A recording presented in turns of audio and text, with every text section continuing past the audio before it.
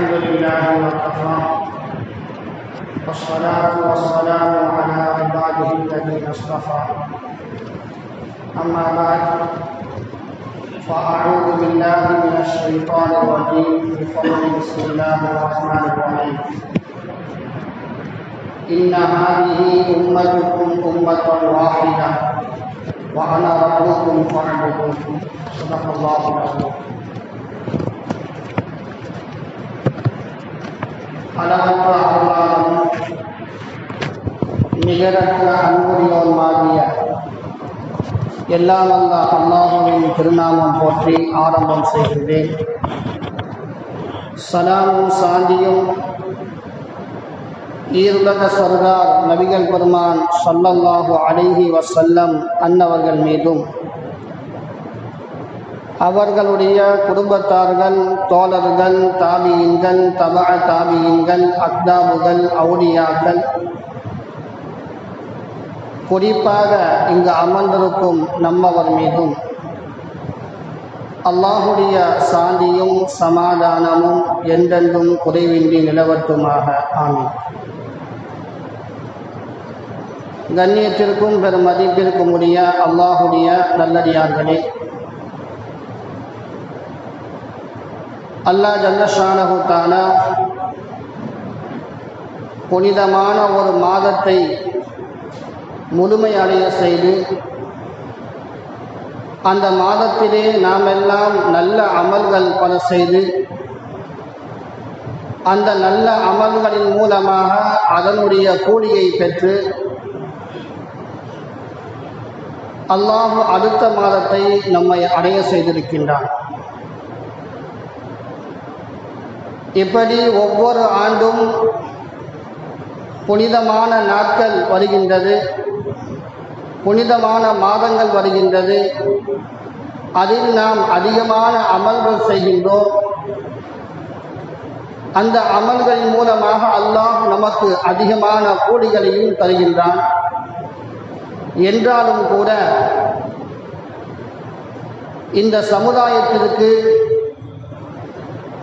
அடுக்கடுக்காய் சோதனைகளும் பிரச்சனைகளும் வந்து கொண்டேதான் இருக்கின்றது.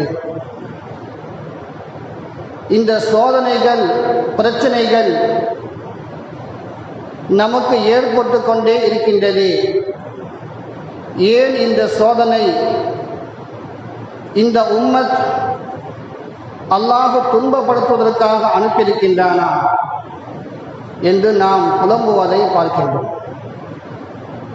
கண்ணியமிக்க அல்லாஹுடைய நல்லடியார்களே, உண்மையில் அப்படி அல்ல. இந்த உம்மத் அல்லாஹுவையும் ரசூலையும் நம்பியதற்காக துன்பப்படுத்துவதற்காக இந்த சமூகம் அனுப்பப்படவில்லை. அல்லாஹும் தன்னுடைய திருமறையிலே சொல்லுவான், மா அன்ஸல்னா அலைக்கல் குர்ஆன லிதஷ்கா. இந்த வேதத்தை நாம் இறக்கியது நீங்கள் துன்பப்படுவதற்கு அல்ல என்பதாக அல்லாஹ் தன்னுடைய திருமறையிலே சொல்லுகின்றான். அப்படி என்று சொன்னால் இன்று நமக்கு பல துன்பங்கள், பல சோதனைகள், பல கஷ்டங்கள் அடுக்கடுக்காய் ஒன்றன் பின் ஒன்றாக வந்து கொண்டே இருக்கின்றது. இதற்கான காரணம் என்ன? இந்த சோதனையிலிருந்து நாம் எப்படி மீள்வது? இந்த கஷ்டத்திலிருந்து நாம் எப்படி மீள்வது?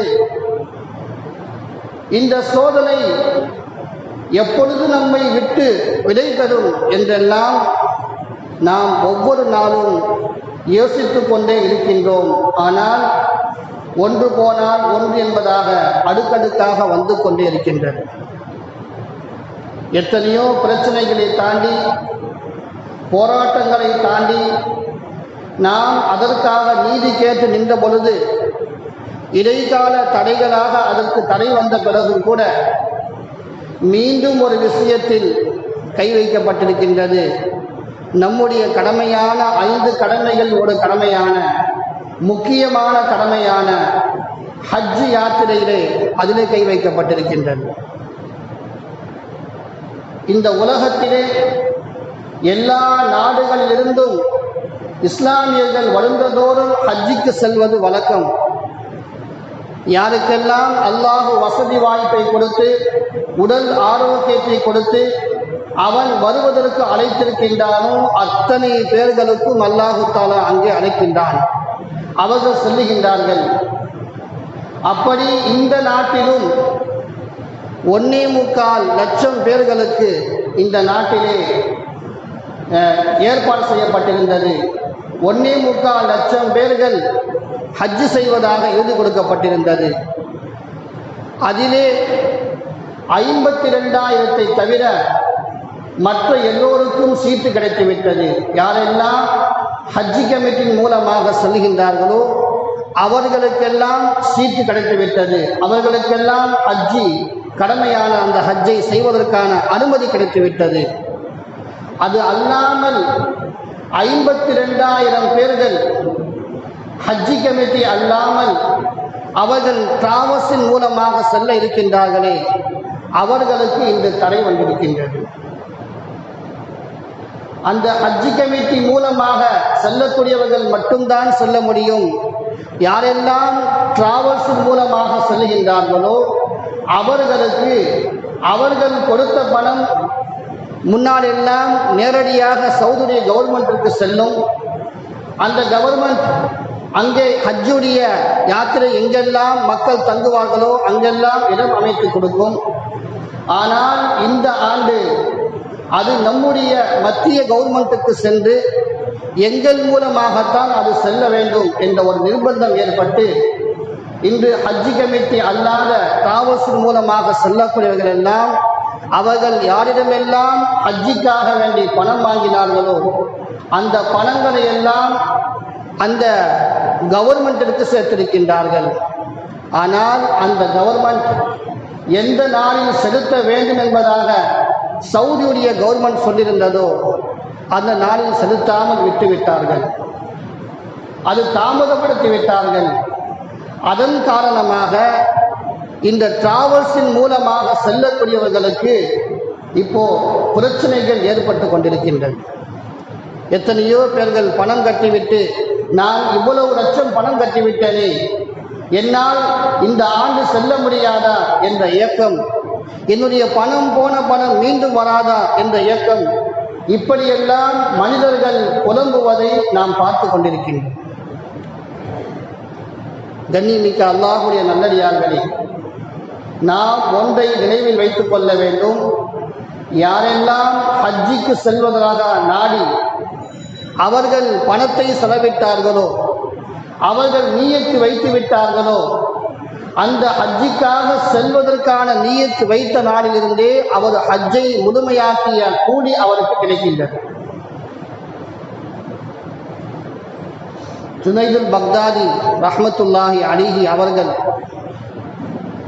கொஞ்சம் கொஞ்சமாக காசியை சேர்த்து வைத்து பணத்தை சேர்த்து வைத்து ஹஜ் செல்வதற்காக இருந்தார்கள். அப்படி சேர்த்து வைத்திருந்த அந்த பணத்தை ஹஜ் செய்வதற்காக பணம் செலுத்துவதற்கு முன்னால் அவருக்கு ஒரு குழப்பம் ஏற்படுகின்றது. குழப்பம் என்று சொன்னால், இந்த ஹஜ் செய்வதற்கு முன்னால் நாம் இந்த பணத்தை வைத்து ஹஜ் செய்வதா, நம்முடைய ஊர் மக்களில் கஷ்டப்படுகின்றார்களே அவர்களுக்கு செலவு செய்வதா என்ற ஒரு யோசனை ஏற்பட்டது. என்னவென்று சொன்னால், அவர்கள் ஹஜ் செய்வதற்காக பணம் சேர்த்து வைத்திருந்தார்கள். அப்படி சேர்த்து வைத்திருந்த பொழுது, அதாவது ஜுனைது பக்தாதி அவர்களுடைய காலத்தில் வாழ்ந்த ஒரு மனிதர், அவர் காசு பணத்தை சேர்த்து வைத்திருந்தார். அந்த சேர்த்து வைத்திருந்த அந்த பணம் அவர் ஹஜ் செய்வதற்கு முன்னால் செலவாகிவிட்டது. ஆனால் ஜுனைதுல் பக்தாதி ரஹ்மத்துல்லாஹி அலைஹி அவர்களுடைய ஹஜ்ஜி பயணம் செய்து கொண்டிருக்கின்ற பொழுது அவர்களுடைய உள்ளத்திலே அல்லாஹ் உதிக்க வைக்கின்றான், இன்னாருடைய ஹஜ்ஜி முதலாக கபூலாக்கப்பட்டது என்பதாக சொல்லி. ஆனால் அன்னாரை அங்கே தேடி பார்த்தால் அந்த மனிதர் அங்கே இல்லை. அவருடைய ஊரை தேடி அவர்கள் சென்று பார்க்கின்றார்கள். அவர், நான் ஹஜ் செய்வதற்காக பணம் சேர்த்து வைத்திருந்தேன், ஆனால் என் வீட்டிற்கு பக்கத்தில் வீட்டில் உள்ளவர் அவருக்கு எந்த ஒரு உணவும் இல்லாத கஷ்டத்தின் காரணமாக அவர் அனுமதி இல்லாத ஹராமான ஒரு பிராணியை, செத்து போன ஒரு பிராணியை அறுத்து அதை சமைத்து சாப்பிட்டு கொண்டிருக்கின்றார்.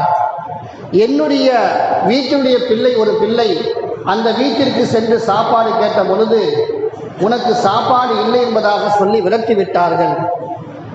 ஏன் விரட்டி விட்டீர்கள் என்று சொல்லி நான் கேட்க சென்ற பொழுதுதான் அவர்கள் சொன்னார்கள், எங்களுடைய குடும்பத்தில் செலவினங்களுக்கு எந்த பணமும் இல்லை, அதன் காரணமாக எங்களுடைய உயிரை காப்பாற்றுவதற்காக மார்க்கம் அனுமதித்த செத்து போன அந்த இறைச்சியை கூட சாப்பிடலாம், ஹராமான இறைச்சியை கூட சாப்பிடலாம் என்ற நோக்கத்தில் எங்களுடைய உயிரை பாதுகாப்பதற்காக வேண்டி நாங்கள் அதை சாப்பிடுகின்றோம். ஆனால் உன்னுடைய மகன் அது சாப்பிடுவது ஹராம் என்ற காரணத்தினால் நான் அவருக்கு கொடுக்காமல் தடுத்தேன் என்பதாக சொன்னார்.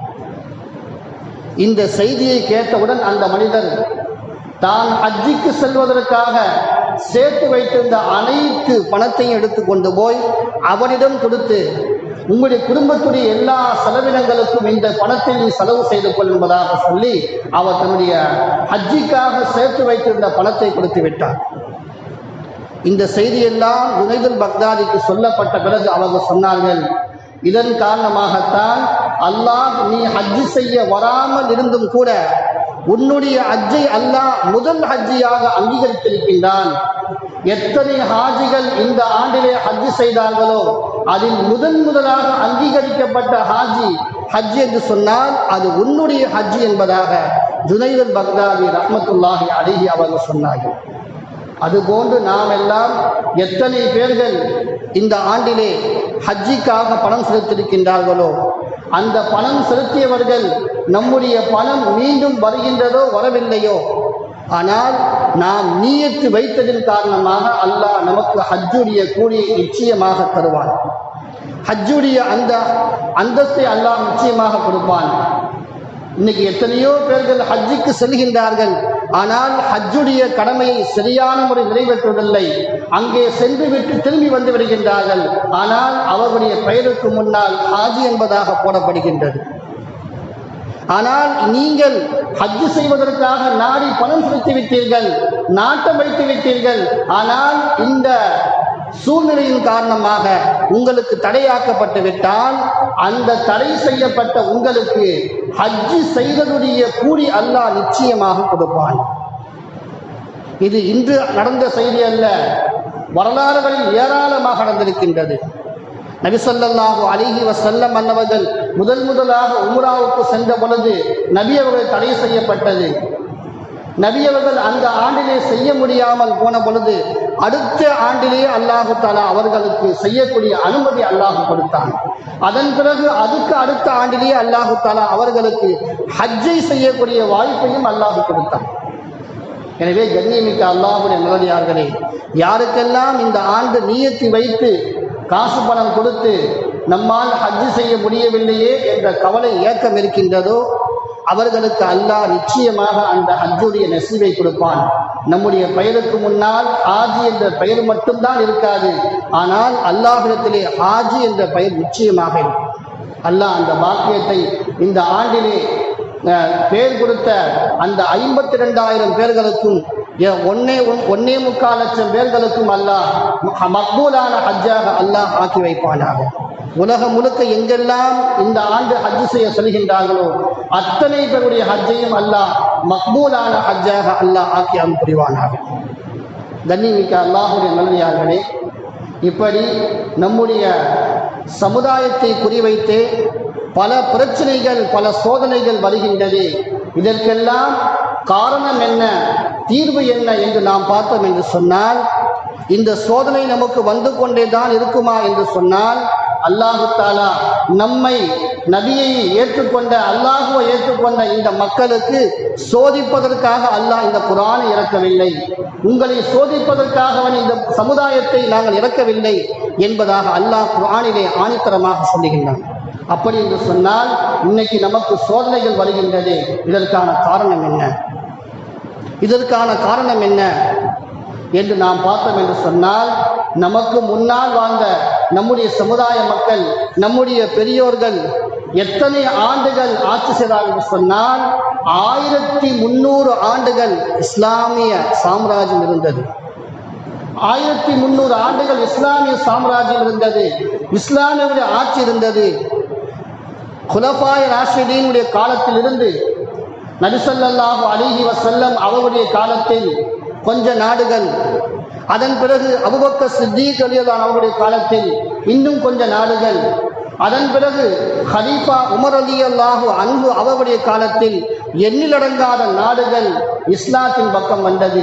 இஸ்லாம் கைப்பற்றப்பட்டது. இஸ்லாமிய நாடுகளாக மாறியது. இஸ்லாத்துடைய அங்கீகாரத்தின் கீழ் வந்தது. இப்படியாக 1300 ஆண்டுகள் வரை 1300ஆம் ஆண்டு வரை இஸ்லாமிய ஆட்சி தான் நிகழ்த்திருந்தது. உலகம் முழுக்க இஸ்லாமிய ஆட்சி தான் அதிகமாக இருந்தது. இந்த இஸ்லாமியர்களுக்கு அல்லாஹு தஆலா இவ்வளவு காலங்கள் ஆட்சி கொடுத்தது போன்று வேறு யாருக்கும் எந்த சமுதாயத்திற்கும் அல்லாஹ் ஆட்சியை கொடுக்கவில்லை. எந்த பொருளாதாரத்தையும் இஸ்லாமியருக்கு கொடுத்தது போன்று அல்லாஹ் வேறு யாருக்கும் அல்லாஹ் கொடுத்ததில்லை. ஆங்கிலேயர்கள் 200 ஆண்டுகள் ஆட்சி செய்யப்பட முடியவில்லை. அவர்களால் முதல் 100 ஆண்டுகள் அமைதிப்படுத்தினார்கள். எல்லா நாடுகளையும் அவருடைய கைவசம் படுத்தினார்கள். அந்த 100 ஆண்டுகளுக்கு பிறகு அடுத்த 50 ஆண்டுகள் எங்கு பார்த்தாலும் போராட்டங்களாக நடந்து கொண்டிருந்தது. 150 ஆண்டுகளுக்கு பிறகு அவர்களை விரட்டக்கூடிய அளவுக்கு எல்லா மக்களும் அவர்களை போரிட்டு அவர்களை விரட்டி அடித்தார்கள். அப்படி என்று சொன்னால் இஸ்லாமிய சாம்ராஜ்யம் தான் அதிகமான ஆண்டுகள் அதிகமான நிலப்பரப்புகளை ஆட்சி செய்த ஒரு சமுதாயம் என்று சொன்னால் அது இஸ்லாமிய சமுதாயமாக இருக்கின்றது. அல்லாஹு தஆலா இந்த இஸ்லாமிய சமுதாயத்திற்குத்தான் அவ்வளவு பெரிய ஆட்சி பொறுப்பை, அவ்வளவு பெரிய வல்லமையை, அவ்வளவு பெரிய தாக்கத்தை அல்லாஹு தஆலா கொடுத்திருந்தார். ஆனால் இன்று இஸ்லாமியர்களாகிய நாம் பல சோதனைக்கு உள்ளாக்கப்பட்டு கொண்டிருக்கின்றமே. இதற்கு காரணம் என்னவென்று சொன்னால் அல்லாஹ் குர்ஆனிலே இன்ன ஹாதிஹி உம்மத்துக்கும் உம்மத்தன் வாஹிதா என்று சொல்கின்றானே. நீங்கள் எல்லாம் ஒரே உம்மத், ஒரே சமுதாயம் என்று சொல்கின்றானே. அந்த ஒரே சமுதாயமாக நாம் இன்றைக்கு இல்லை. ஒரே தலைமையின் கீழ் நாம் இன்றைக்கு இல்லை. நம்முடைய முஸ்லிம்களுக்கென்று ஒரு தலைமைத்துவம் கிடையாது. தகப்பன் இல்லாத பிள்ளைகளாக நாம் இருக்கின்றோம். ஒரு தலைவன் இல்லாத ஒரு தொண்டர்களாக நாம் எல்லாம் இருக்கின்றோம். நமக்கு மத்தியிலே பல பிரிவினைகள் ஏற்பட்டதன் காரணமாக, பல ஏக்கங்கள் ஏற்பட்டதன் காரணமாக, பலவிதமான பிரிவின் காரணமாக அல்லாஹு தஆலா நமக்கு வெற்றி இல்லாமல் அல்லாஹ் நம்மை சோதித்துக் கொண்டிருக்கின்றான். நபி ஸல்லல்லாஹு அலைஹி வஸல்லம் அன்னவர்களே சொல்லுவார்கள், யூதர்கள் 71 கூட்டமாக பிரிவார்கள், நஸ்ரானிகள் 72 கூட்டங்களாக பிரிவார்கள் என்று சொல்லிவிட்டு சொல்லுவார்கள், என்னுடைய உம்மத் 73ஆக பிரிவார்கள் என்று சொன்னார்கள். 73ஆக பிரிந்தாலும் அவர்கள் அத்தனை பேரும் உம்மத்து தான் என்று சொன்னார்கள். உம்மத் என்பதாக சொன்னார்கள். கபரிலே கேட்கக்கூடிய 3 கேள்வி, மன் ரப்புக, மா நபியுக, மா தீனுக. இந்த உம்மத் என்று சொல்லக்கூடிய 73 கூட்டத்தார்களுமே அவர்களை கபரிலே வைத்து கேள்வி கேட்கப்பட்டால் மன் ரப்புக என்பதற்கு அல்லாஹ் என்பதாகத்தான் சொல்வார்கள். யாருமே நான் பரலவி என்பதாகவோ வேறு என்ன கொள்கையில் இருக்கின்றார்களோ அந்த கொள்கையை சேர்ந்தவன் அவர்தான் எனக்கு கடவுள் என்பதாக யாருமே சொல்ல மாட்டார்கள். எல்லோருமே இந்த 73 கூட்டமாகிய இந்த உம்மத் அனைவருமே மன் ரப்புக என்று கேட்கின்ற பொழுது என்னுடைய ரப்பு அல்லாஹ் என்று தான் சொல்லுவார்கள்.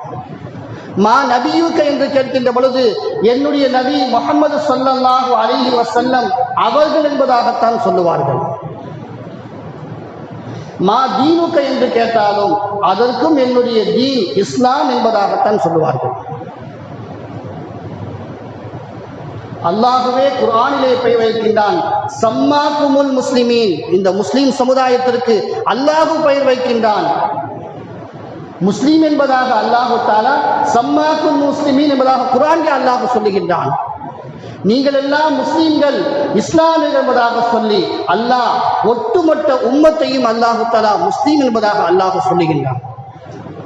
ஆனால் நாம் எல்லாம் ஒட்டுமொத்த கூட்டத்தார்களும் முஸ்லீம்களாக இருந்தும் கூட நமக்குள் பல பிரிவின் காரணமாகத்தான் அல்லாஹ் இன்று நமக்கு பலவிதமான சோதனைகளை அல்லாஹ் கொடுத்து கொண்டிருக்கின்றான். முன்னால் வாழ்ந்த ஒரு காலத்திலே இருந்தது. அன்றைய ஆட்சி காலத்திலே அப்துல் ஹமீத் என்பதாக ஒருவர், அவர் மிகப்பெரிய நிலப்பரப்பை ஆட்சி செய்து கொண்டிருந்தார். அவர்தான் ஹலீஃபாவாக இருந்தார்கள். அவருடைய ஹலீஃபா என்று சொன்னால் அவருடைய ஆட்சியின் கீழ் எல்லா நாடுகளும் பயந்து கொண்டிருந்தது. அப்படி இருக்கக்கூடிய சமயத்திலே நமது நாட்டிலே ஒரு பிரச்சனை ஏற்பட்டது. பாண்டிச்சேரிக்கு பக்கத்தில் இருக்கக்கூடிய புதுப்பட்டினம், காரைக்காலை ஒட்டிருக்கக்கூடிய புதுப்பட்டினம், அந்த கிராமத்திலே பள்ளிவாசலே ஒரு பிரச்சனை ஏற்பட்டது. நமக்கும் மாற்று மத சகோதரர்களுக்கும். அப்படி பிரச்சனை ஏற்படுகின்ற பொழுது அந்த ஹலீஃபா அவர் இருப்பது எங்கே? அவர் இருக்கிறது வேற நாட்டிலே. ஆனால் அந்த நாட்டிலே துருக்கியில் இருக்கக்கூடிய அவருக்கு இந்த செய்தி சொல்லப்படுகின்றது. அந்த ஊருடைய தலைவர் லெட்டர் போடுகின்றார், கடிதம் போடுகின்றார், எங்களுடைய ஊர் பகுதியிலே இப்படி ஒரு பிரச்சனை என்பதாக சொல்லி. இந்த கடிதம் எப்பொழுது அந்த நாட்டு அதிபருக்கு கிடைத்ததோ, ஹலீஃபாவுக்கு கிடைத்ததோ, கிடைத்தவுடனே அவர் துருக்கியுடைய, அதாவது அந்த பாண்டிச்சேரியை ஆளக்கூடிய பிரான்ஸ் நாட்டுடைய பாரிஸ் என்ற அந்த நகருக்கு லெட்டர் எழுதுகின்றார். பாரிஸ் தான் பிரான்சுடைய தலைநகரம். அந்த தலைநகரத்துடைய தூதரகத்திற்கு லெட்டர் எழுதுகின்றார். இப்படி இந்தியாவிலே ஒரு ஊரிலே இப்படி ஒரு பிரச்சனை ஏற்படுகின்றது, அதை நிறுத்தும்படி இங்கு சொல்லுங்கள். நிறுத்தாவிட்டால் என்னுடைய ஆதிக்கம், என்னுடைய ஆட்சி, என்னுடைய அந்த பலம் உங்களை தாக்கும் என்பதாக சொன்னார். அது எப்பொழுது அந்த செய்தி அங்கே பிரான்சுக்கு வந்ததோ, உடனே அந்த பிரான்சுடைய அரசு கவர்மெண்ட் ஆகிய இங்கே பாண்டிச்சேரி இருக்கக்கூடிய அந்த பிரான்சுடைய கவர்மெண்ட்டிற்கு சொல்லி அங்கு உள்ள கவர்னர் அந்த பிரச்சனையை தீர்த்து வைத்து இனிமேல் நீங்கள் சண்டை போடாது என்பதாக சொன்னார். இது வரலாற்றில் எழுதப்பட்ட ஒரு செய்தி. இது எப்போது நடந்தது? துருக்கியை ஆட்சி கொண்ட அந்த 1300 ஆண்டுகளிலே இஸ்லாமிய ஆட்சி இருந்தது. அப்பொழுது நடந்த ஒரு செய்தி. இது மட்டுமல்ல, அதே போன்று அந்த ஹலீஃபாவுடைய ஆட்சி காலத்திலே அப்துல் ஹமீத் என்பதாக பல பேர்கள் அங்கே ஆட்சி செய்தார்கள். அந்த துருக்கியுடைய இரண்டாவது ஹலீஃபா, இரண்டாவது சுல்தான் அப்துல் ஹமீத் ரஹ்மத்துல்லா, அவர்களுடைய ஆட்சி காலத்தில் ஒரு பிரச்சனை. என்ன பிரச்சனை என்று சொன்னால், ஒரு நாட்டிலே ஒரு முஸ்லீம் பெண்மணியை, ரோம் தேசத்திலே ரோமானிய ஆட்சிக்கு கீழ் இருக்கக்கூடிய அந்த ஆட்சியிலே, அந்த நாட்டிலே ஒரு முஸ்லீம் பெண்மணிக்கு தவறுதலாக ஒரு வீடியோ எடுக்கப்படுகின்றது. ஒரு தவறு நடக்கின்றது. ஒரு முஸ்லீம் பெண்மணிக்கு தவறு நடக்கின்றது. இந்த தவறான செய்தி அந்த அரசருக்கு கேட்டவுடன், ஹலீஃபாவுக்கு கேட்டவுடன் அவர் உடனே குரல் கொடுக்கின்றார். கடிதம் செல்வதற்கு லேட்டானாலும் கூட அவருடைய பதில் செல்வதற்கு சீக்கிரம் அங்கு சென்றது. எந்த அளவுக்கு என்று சொன்னால், நான் இத்தனை நாடுகளை நான் என்னுடைய கைவசம் வைத்திருக்கின்றேன். என்னுடைய சாம்ராஜ்யத்தின் கீழ் இத்தனை முஸ்லீம் நாடுகள் இருக்கின்றது. நான் இவ்வளவு பலம் வாய்ந்த ஒரு நாடாக இருக்கின்றேன். நீ இந்த பிரச்சனையை தீர்த்து வைக்கவில்லை என்று சொன்னால் நான் உன்னுடைய நாட்டுடைய பகுதியை அழித்து விடுவேன் என்பதாக சொல்லி அந்த ரோம் தேசத்துடைய ஒரு பகுதி, தலைநகரமாக இருக்கக்கூடிய அந்த பகுதியை அவர் அழித்து காட்டினார். இதே போன்று இந்த துருக்கிய மன்னர் அப்துல் ஹமீதுடைய காலத்தில் ஒரு பிரச்சனை ஏற்படுகின்றது. என்ன பிரச்சனை என்று சொன்னால், நபி ஸல்லல்லாஹு அலைஹி வஸல்லம் அவர்களை பற்றி இழிவாக ஒரு படம் எடுக்கப்படுகின்றது. ஒரு நகைச்சுவை நாடகம் எடுக்கப்படுகின்றது. அந்த நகைச்சுவை நாடகம் எடுக்கப்பட்ட பொழுது இந்த செய்தி அந்த ஹலீஃபாவுக்கு தெரிந்த பொழுது அந்த ஹலீஃபா சொன்னார், நீ இந்த நாடகத்தை நிறுத்தவில்லை என்று சொன்னால் எங்களுடைய ஹபீப் முஹம்மது ஸல்லல்லாஹு அலைஹி வஸல்லம் அவர்களை பற்றி கேலி கிண்டல் செய்து எடுக்கப்படக்கூடிய இந்த நாடகத்தை நிறுத்தவில்லை என்று சொன்னால் நான் உங்களோடு போர் தொடுப்பேன் என்பதாக சொன்னார். அந்த செய்தியை கேட்டவுடன் அந்த ரோம்நாசுடைய அரசர் பயந்து போய் அவர் அந்த நாட்டிலே யாரெல்லாம் இந்த நாடகத்தை செய்தார்களோ, நகைச்சுவை நாடகத்தை செய்தார்களோ, அவர்களெல்லாம் வேறு நாட்டிற்கு நாடு கடத்தினார். அந்த நாடகத்தை நிறுத்தியது மட்டுமல்லாமல் அவருக்கு அந்த ஹலீஃபாவை சந்தோஷப்படுத்துவதற்காக வேண்டி யாரெல்லாம் அந்த நாடகத்தை நடித்தார்களோ அத்தனை பேர்களையும் அவர் நாட்டை விட்டு வெளியாக்கினார், நாடு கடத்தினார். இப்படியெல்லாம் இஸ்லாமியருடைய ஆட்சி காலத்திலே, எவ்வளவு பிரம்மாண்டமான ஆட்சி காலத்திலே 1300 ஆண்டுகளாக நம்ம இஸ்லாமியர்கள் ஆட்சி செய்கின்ற பொழுது உலகம் முழுக்க இஸ்லாம் தான் பரவி கிடந்திருந்தது. இஸ்லாமுடைய அந்த சாம்ராஜ்யம் தான் மிக உயர்ந்ததாக இருந்தது. ஸ்பெயினிலே இஸ்லாமிய ஆட்சி 800 ஆண்டுகள் இருந்தது. அதே போன்று இந்தியாவிலே முகலாய ஆட்சியிலே இங்கும் அங்குமாக 800 ஆண்டுகள் இருந்தார்கள். இப்படி உலகம் முழுக்க முஸ்லீம்களுடைய ஆட்சி தான் அதிக காலங்கள் ஆண்டிருக்கின்றார்கள். ஆனால் இவர்கள் சொற்பமான 100-200 காலங்கள் தான் ஆளுகின்றார்கள். அதற்குள்ளாக அவர்களுடைய ஆட்சி அல்லாஹ் அவர்களை விட்டு பிடுங்கி விடுகின்றார். ஆனால் இந்த சமுதாயத்திற்கு இப்படி ஒரு பிரச்சனை ஏற்படுகின்றது, இப்படி ஒரு கஷ்டம் ஏற்படுகின்றது, சோதனை ஏற்படுகிறது என்று சொன்னால் அதற்கான இன்றைய காலகட்டத்துடைய காரணம் என்னவென்று சொன்னால் நமக்குள் அந்த ஒற்றுமை கிடையாது. நமக்குள் ஒற்றுமை கிடையாது. நமக்குள் ஒற்றுமை இல்லாவிட்டால் நிச்சயமாக நாம் சோதிக்கப்பட்டு கொண்டுதான் இருப்போம். நமக்குள் எவ்வளவு பிரிவுகளாலும் இருக்கலாம், எவ்வளவு கொள்கை ரீதியாக எவ்வளவு பிரிவுகள் இருக்கலாம், கருத்து வேறுபாடுகள் இருக்கலாம். சஹாபாக்கள் காலம் தொட்டு கியாமத் வரை கருத்து வேறுபாடுகள் இருந்து கொண்டுதான் இருக்கும். சஹாபாக்கள் காலத்திலேயே நபி ஸல்லல்லாஹு அலைஹி வஸல்லம் அவர்களுக்கு சஹாபாக்கள் சொல்வார்கள், நாங்கள் இப்படி செய்தோம், நாங்கள் இப்படி செய்தோம் என்பதாக சொல்வார்கள். நபி அவர்கள் 2 சஹாபிய கருத்துக்களையும் ஏற்றுக்கொள்வார்கள். நல்ல கருத்தாக இருக்கின்ற போது 2ஐயும் ஏற்றுக்கொள்வார்கள். அதே போன்றுதான் கருத்து வேறுபாடுகள் இப்பொழுதும் இருந்து கொண்டுதான் இருக்கின்றது. ஆனால் ஒரு முஸ்லீமுக்கு, ஒரு முஃமினுக்கு, இஸ்லாமிய சமுதாயத்திற்கு ஒரு பிரச்சனை என்று சொன்னால் நாம் எல்லாம் ஒன்று கூட வேண்டும். சமீபத்திலே போராட்டத்திலே மயிலாடுதுறையிலே எல்லா மாவட்டங்களிலும் போராட்டம் நடந்தது. அந்த போராட்டங்களிலே உலமாக்களுடைய தலைமையின் கீழ் எல்லா இயக்கங்களையும் ஒன்று சேர்க்கப்பட்டது. எல்லா இயக்கங்களையும் ஒன்று சேர்க்கப்பட்டு மிகப்பெரிய ஒரு போராட்டம் செய்ததின் காரணமாகத்தான் அல்லாஹ் இன்று தடை உத்தரவு அல்லாஹ் கொடுத்திருக்கின்றான். இந்த போராட்டம் என்பது என்ன, சும்மா போராட்டம் செஞ்சேன்னு சொன்னா என்ன ஃபாய்தா கிடைக்க போகுது அப்படின்னு நாம் நினைக்கக்கூடாது.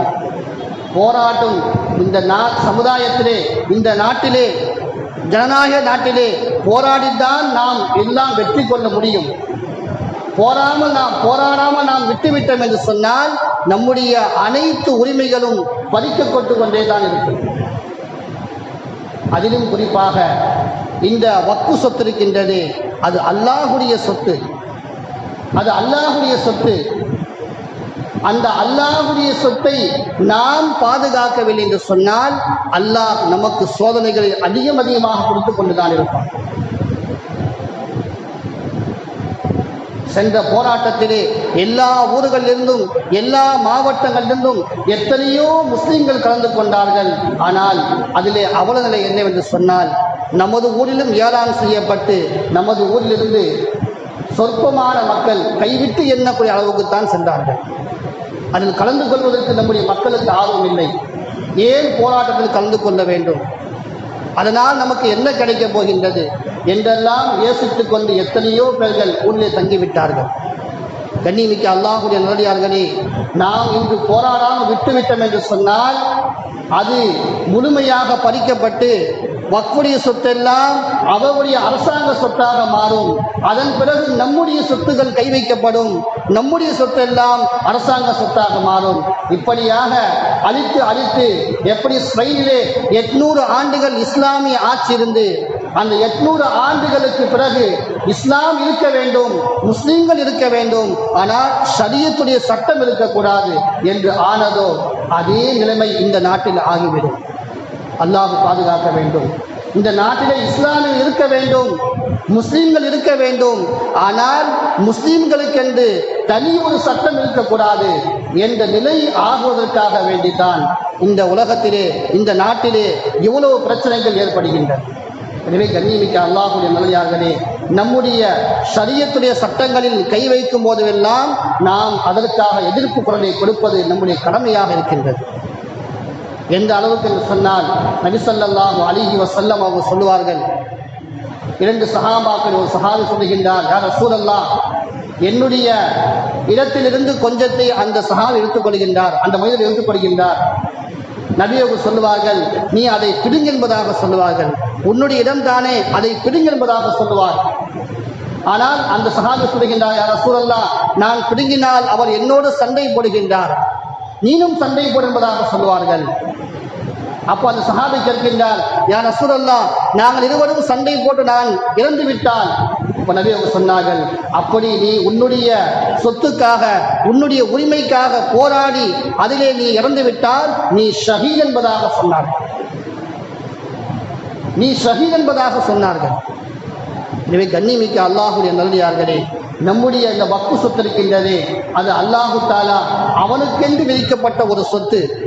அல்லாஹ் குர்ஆனிலே எத்தனையோ சட்டங்களை சொல்லுகின்றான், எத்தனையோ கடமைகளை பற்றி அல்லாஹ் சொல்லுகின்றான். 5 கடமைகள் ஆகிய தொழுகை, நோன்பு, ஜகாத், ஹஜ்ஜி, இந்த கடமையெல்லாம் அல்லாஹ் சொல்லுகின்ற பொழுது அதையெல்லாம் விரிவாக அல்லாஹ் குர்ஆனில் சொல்வது கிடையாது. வஅகீமுஸ் ஸலாத் வஆத்துஸ் ஸகாத், தொழுகை நிலைநாட்டுங்கள், ஜகாத் நிறைவேற்றுங்கள் என்பதாக சொல்லுவான். ஆனால் தொழுகை எப்படி தொழுக வேண்டும் என்பதை அல்லாஹ் குர்ஆனில் சொல்லவில்லை. அதனுடைய விளக்கமாக நபி ஸல்லல்லாஹு அலைஹி வஸல்லம் அவர்கள் சொன்னார்கள். அதே போன்று நோன்பை வைக்கும்படி அல்லாஹ் சொல்லுவான். அந்த நோன்பு எப்படி வைக்க வேண்டும் அதை பற்றி அல்லாஹ் விளக்கமாக சொல்லவில்லை. ஆனால் நபி ஸல்லல்லாஹு அலைஹி வஸல்லம் அவர்கள் சொல்வார்கள். ஜகாத்தை பற்றி அல்லாஹ் குர்ஆனில் சொல்லுகின்றான். ஆனால் அந்த ஜகாத் எப்படி கொடுக்க வேண்டும் அதை அல்லாஹ் குர்ஆனில் சொல்லவில்லை. நபி அவர்கள் அதை விளக்கி சொல்லுவார்கள். இப்படியாக ஒவ்வொரு சட்டத்தையும் அல்லாஹ் தஆலா நவீனத்திலே கொடுத்தான். ஆனால் ஒரே ஒரு சட்டம், அது ஹுக்கூக்குல் இபாத், அடியானுக்கு செய்ய வேண்டிய கடமை. அடியான் அல்லாஹுக்கு செய்ய வேண்டிய கடமை ஹுக்கூக்குல்லாஹ்.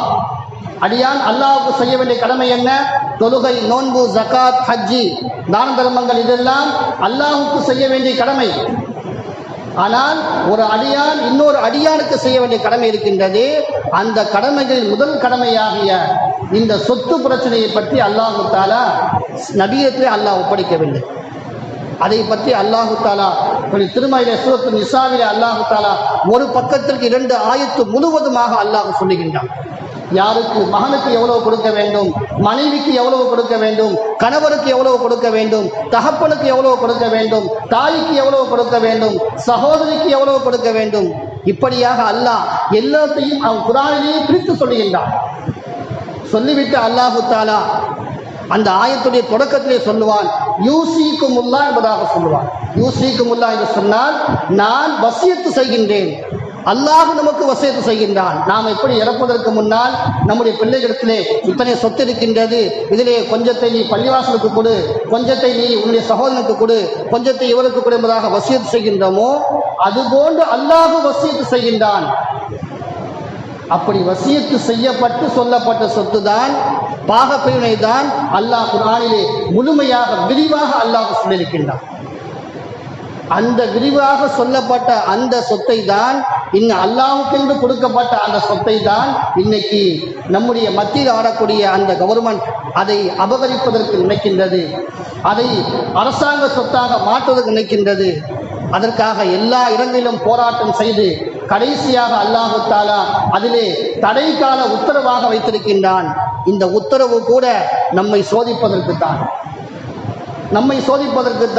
எப்படி பாபர் மஸ்ஜிதுக்காக நாம் போராடி அதிலே தடைக்கால உத்தரவு வந்து கடைசியாக நாம் எல்லாம் ஒண்ணுமில்லை என்பதாக அமைதியாக இருக்கின்ற பொழுது அது எப்படி அது அவர்களுக்கே சொந்தம் என்பதாக ஆனதோ அது போன்று ஆகிவிடக்கூடும். அல்லாஹ் பாதுகாக்க வேண்டும். அதனால் இந்த தலைகால உத்தரவு வந்துவிட்டது என்று சொல்லி நாம் போராட்டங்களை நிறுத்திவிடக்கூடாது. நம்முடைய சமுதாயம் மட்டுமல்ல, மாற்று மத சமுதாயங்களும் இந்த இஸ்லாமிய நேசிக்கக்கூடிய சமுதாய மக்களும் நம்மோடு சேர்ந்து அவர்கள் குரல் கொடுக்கின்றார்கள். அப்படி இருக்கக்கூடிய சமயத்திலே எங்கெல்லாம் போராட்டங்கள் நடக்கின்றதோ, எங்கெல்லாம் இந்த இஸ்லாத்திற்காக வேண்டி போராட்டங்கள் செய்யப்படுகின்றதோ, வக்ஃப் சொத்தை மீட்பதற்காக வேண்டி போராட்டங்கள் செய்கின்றதோ, அங்கெல்லாம் அது எந்த கட்சியாக இருந்தாலும் சரி, எந்த இயக்கமாக இருந்தாலும் சரி, நாம் எல்லாம் அது நிச்சயமாக கலந்து கொள்ள வேண்டும், அது நிச்சயமாக பங்கு பெற வேண்டும். நம்முடைய உரிமையை கேட்பதற்காக வேண்டி நாம் கலந்து கொண்டோம் என்று சொன்னால் அல்லாஹ் நிச்சயமாக அதிலே வெற்றியை கொடுப்பான். நாம் கலந்து கொள்ளாமல், நாம் ஒற்றுமை இல்லாமல் பிரிந்து கிடப்போம் என்று சொன்னோம் என்று சொன்னால் நிச்சயமாக நம்முடைய சமுதாயத்திற்கு வெற்றி கிடைக்காது, நம்முடைய உம்மத்திற்கு வெற்றி கிடைக்காது. நாம் எப்பொழுது நாம் ஒற்றுமையாக இருக்கின்றோமோ அப்போதுதான் அல்லாஹ் நமக்கு நிச்சயமாக வெற்றியை கொடுப்பான். பஞ்சு இருக்கின்றது, அந்த பஞ்சு தனித்தனியாக இருக்கின்ற பொழுது காற்றிலே பறக்கின்றது. அதே பஞ்சை இழுத்து அதை ஒன்று சேர்த்து நூலாக ஆக்குகின்றார்கள், நூலை ஒன்று சேர்த்து அதை கயிறாக ஆக்குகின்றார்கள், கயிறை ஒன்று சேர்த்து அதை ஆழமான ஆழத்தில் செல்லக்கூடிய எல்லா காற்றடிக்கின்றது, அலைகள் அடிக்கின்றது. அந்த அலை அடித்தும் கூட கப்பலை ஆளவிடாமல் நங்கூரமாக பயன்படுத்தக்கூடிய வரி கயிறாக ஆக்கப்படுகின்றது. அந்த கயிறு தான் ஆரம்பத்தில் பஞ்சாக இருந்தது. அது ஒன்றோடு ஒன்று சேர்ந்து எவ்வளவு வலுவுள்ளதாக ஆனது. எவ்வளவு காற்றடித்தாலும், எவ்வளவு அலையடித்தாலும் அந்த கப்பலை ஆறாமல் நங்கூரமாக பிடித்து வைத்திருக்கின்றது. அந்த வரி கயிறை போன்று நாம் எல்லாம் இஸ்லாமியர்கள் அனைவரும் ஒன்றுபட்டு இருந்தோம் என்று சொன்னால் அந்த ஆழத்தில் இருக்கக்கூடிய கப்பலை எப்படி ஆடாமல் நிறுத்த வைக்கின்றதோ அது போன்று நம்ம இஸ்லாமிய சமுதாயத்தை முழுமையாக பாதுகாக்க முடியும். நபி ஸல்லல்லாஹு அலைஹி வஸல்லம் அன்னவர்கள் ஒவ்வொரு தொழுகைக்கும் அவர்கள் சஃபை சரி செய்கின்ற பொழுது ஒவ்வொருவரையும் குதிங்கால்களை நீங்கள் சரி செய்யுங்கள், அவர்களுடைய நேராக பார்ப்பார்கள். அப்படி சரி செய்கின்ற பொழுது அவர்கள் யாராவது முன்பின்னாக இருந்தால் நீங்கள் சரி செய்து கொள்ளுங்கள், சரியாக நேராக நிற்பதாக சொல்லுவார்கள். எப்படி மலக்குடைய சஃப் நேராக நெருக்கமாக நிற்கின்றதோ அதுபோன்று நீங்கள் நேராக நெருக்கமாக நின்று என்று சொன்னால் அல்லாஹ் அந்த மலக்குடைய உதவி உங்களுக்கு கொடுப்பான். அதே போல் நபி அவர்கள் சொல்லுவார்கள், சஃபிலே நிற்கின்ற பொழுது இகாமத் சொல்லப்படுகின்ற பொழுது நாம் துவா கேட்டோம் என்று சொன்னால் அல்லாஹ் அந்த துவாவை நிச்சயம் அங்கீகரிக்கின்றான். எனவே கண்ணியமிக்க அல்லாஹ்வுடைய நல்லடியார்களே, நாம் எப்போதெல்லாம் இகாமத்து சொல்லப்படுகின்றதோ, எந்த நாளிலெல்லாம் துவாக்கள் கபூலாகும் என்பதாக சொல்லப்படுகின்றதோ, எப்போதெல்லாம் நாம் கையேந்தி அல்லாஹ்விடம் நம்முடைய தேவைக்காக கேட்கின்றோமோ அப்பொழுதெல்லாம் இந்த முஸ்லீம் சமுதாயத்திற்கு விடிவு காலத்திற்காக வேண்டி, குறிப்பாக பலஸ்தீனில் இருக்கக்கூடிய அந்த மக்களுக்கு சுதந்திரம் கிடைப்பதற்காக வேண்டி, இந்த இஸ்லாமிய சமுதாயம் இந்த நாட்டிலே பாடக்கூடிய அந்த கஷ்டங்கள் நீங்குவதற்காக வேண்டி நாம் கண்டிப்பாக துவா செய்வது நம்முடைய கடமையாக இருக்கின்றது. அதே சமயத்திலே நாம் துவா மட்டும் செய்தால் போதாது, நமக்கு கடமையாக்கப்பட்ட அந்த கடமைகளை நாம் செய்ய வேண்டும். தொழுகை இருக்கின்றது, அதுதான் எல்லா கடமைகளிலும் மிக உயர்ந்த கடமை. கபிலை வைக்கப்பட்டால் முதலாக கேட்கக்கூடிய கேள்வி தொழுகையை பற்றி தான். அந்த தொழுகை சரியாக இருந்தால்தான் அடுத்தடுத்த கேள்விகள் கேட்கப்படும். அப்படி என்று சொன்னால் அந்த தொழுகை நம்மிடத்தில் எப்படி இருக்கின்றது? இன்னைக்கு இந்த ஜிம்மாவுக்கு வரக்கூடிய கூட்டம் அடுத்து அசருக்கு வருவது கிடையாது. இப்படி நிலைமை இருந்தது என்று சொன்னால் நமக்கு எப்படி அல்லாஹுடைய உதவி கிடைக்கும்? எனவே கண்ணியமிக்க அல்லாஹுடைய நல்லடியார்களே, நாம் ஒவ்வொருவரும் நம்முடைய மனசிலே கை வைத்து பாருங்கள். நம்முடைய ஒவ்வொரு நாளும் 24 மணி நேரத்திலே எவ்வளவு நேரங்கள் வீணுக்காக நாம் செலவுபடுகின்றோம். தூங்குவதற்காக வேண்டி, விளையாடுவதற்காக வேண்டி, சாப்பிடுவதற்காக வேண்டி, மற்ற தேவைகளுக்காக எவ்வளவு நேரங்கள் நாம் செலவிடுகின்றோம். ஆனால் ஒவ்வொரு தொழுகைக்கும் வாங்க சொல்லப்பட்டிருந்து ஒரு 1/4 மணி நேரம், அரை மணி நேரம் தான் ஆகின்றது. இகாமத்திலிருந்து தொழுகை முடிவதற்கு ஒரு 1/4 மணி நேரம் ஆகின்றது. அந்த 1/4 மணி நேரமாவது நாம் ஒதுக்கிவிட்டு பள்ளிக்கு வரவில்லை என்று சொன்னால் நமக்கு இந்த சமுதாயத்தில் ஒற்றுமை வராது, நமக்கு இந்த சமுதாயத்தில் குழப்பங்கள் வந்து கொண்டேதான் இருக்கும். எனவே கண்ணியமிக்க அல்லாஹுடைய நல்லடியார்களே, நாம் ஒவ்வொருவரும் தொழுகையிலே கடைபிடிக்க வேண்டும். 5 தொழுகைகளை இமாம் ஜமாத்தோடு தொழுக வேண்டும். எந்த அளவுக்கு இமாம் ஜமாத்தோடு நாம் தொழுகின்றோமோ அல்லாஹ் நமக்கு ஒற்றுமையை கொடுப்பான். அந்த ஒற்றுமையின் மூலமாக நம்ம துவாவை அல்லாஹ் கபூலாக்குவான். அதே போன்று அஸ்ரஃப் அலி தானி ரஹ்மத்துல்லாஹி அலைஹி அவர்களுடைய காலத்திலே இது போன்ற ஒரு பிரச்சனை ஏற்படுகின்ற பொழுது அவர்கள் மக்களுக்கு சொன்னார்கள், நீங்கள் லா ஹவுல வலா குவத்த இல்லா பில்லா என்பதை ஒவ்வொரு நாளும் 500 முறை ஓதுங்க என்பதாக சொன்னார்கள். அதே போன்று நாமும் ஒவ்வொரு நாளும் 500 முறை லா ஹவுல வலா குவத்த இல்லா பில்லா என்பதை ஓதுவோம். அல்லாஹு தாலா நிச்சயமாக இந்த போராட்டத்தின் மூலமாகவும் இந்த துஆவின் மூலமாகவும் அல்லாஹ் நம்முடைய சமுதாயத்திற்கு எங்கெல்லாம் முஸ்லிம் சமுதாய மக்கள் பாடுபடுகின்றார்களோ கஷ்டப்படுகின்றார்களோ அங்கெல்லாம் முஸ்லிம்களுக்கு அல்லாஹ் வெற்றியை கொடுப்பான். சமூகத்திலே ஆரோக்கியத்தையும் அல்லாஹு தாலா கொடுப்பான். எல்லா விதமான முசீபத்தை விட்டும் அல்லாஹு தாலா பாதுகாப்பான். அல்லாஹு தாலா அந்த பாக்கியங்களை நம் அனைவருக்கும் எனக்கும் தந்தல் புரிவானாக.